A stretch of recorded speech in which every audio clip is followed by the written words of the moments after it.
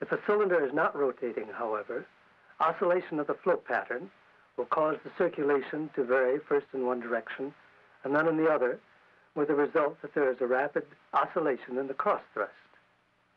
This explains the tendency for telephone wires to sing in a high wind, or it explains the whistling sound that is given off by this rod as it's swung rapidly through the air.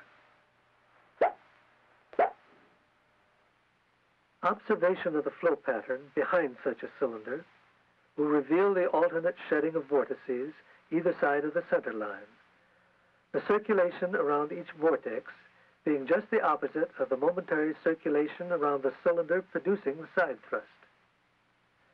The succession of such vortices is called the Karman vortex trail. If the cylinder is free to oscillate under the side thrust, as it is if suspended from light springs, it will gradually develop an oscillatory motion in the transverse direction and eventually move back and forth over a distance about equal to its diameter. An elliptical cylinder with major axis in the direction of the flow will have a more limited amplitude of oscillation, whereas one with its major axis normal to the flow will oscillate much more markedly.